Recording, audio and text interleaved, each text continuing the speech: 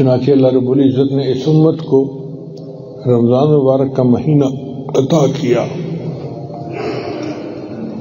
یہ رمضان مبارک کا مہینہ بندوں کی مغفرت کا پیغام لے کے آتا ہے۔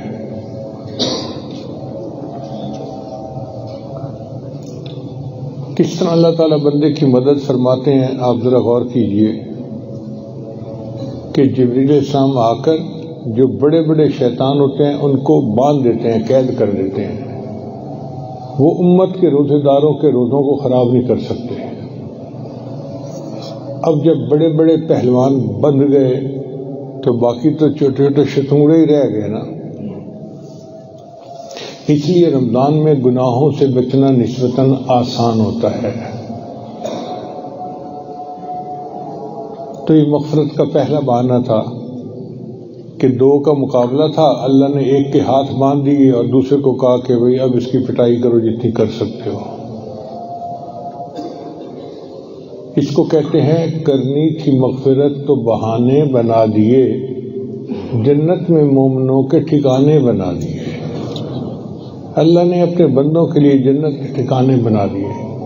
اسی حدیث پاک میں آتا ہے کہ رمضان شریف جب آتا ہے تو جنت کو خوشبوؤں کی دھونی دی جاتی ہے، اسے تیار کیا جاتا ہے۔ بھئی جنت کی خوشبو کی دھونی کیوں دی جاتی ہے؟ اس لیے کہ اللہ اپنے بندوں کو وہاں بھیجنا چاہتے ہیں۔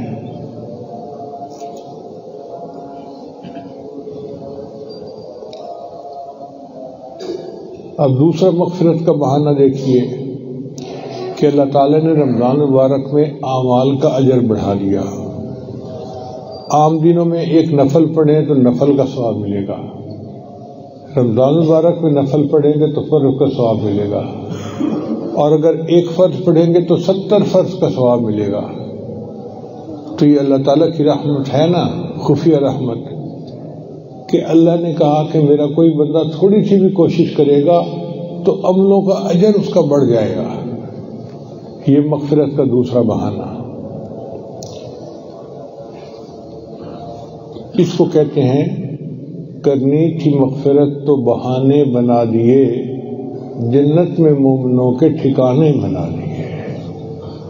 مغفرت کا تیسرا بہانہ کہ اللہ رب العزت نے مخلوق کو روزے دار کے لیے دعا میں لگا دیا۔ حدیث مبارکہ میں آتا ہے کہ حیتان فی البحر، مچھلیاں سمندر میں، پرندے ہواؤں میں، اور چونٹیاں اپنے بلوں میں روزہ داروں کے لیے دعا کرتی ہیں۔ اللہ کی مشیت یہ چاہتی تھی کہ اگر کوئی میرا بندہ استغفار کرنے میں کمی بھی کر لے گا تو میں اپنی مخلوق کے استغفار کو بہانہ بنا کر ان کے گناہوں کو معاف کر دوں گا۔ اس میں ہمارا تو کوئی کمال نہیں، یہ اللہ کی احسان ہے۔ کرنی تھی مغفرت تو بہانے بنا دیے، جنت میں مومنوں کے ٹھکانے بنا دیے۔ پھر مغفرت کا ایک اور بہانہ کہ وعدہ فرما دیا کہ روزہ دار روزے کے وقت، روزہ افطار کے وقت جو دعا کرے گا قبول کی جائے گی۔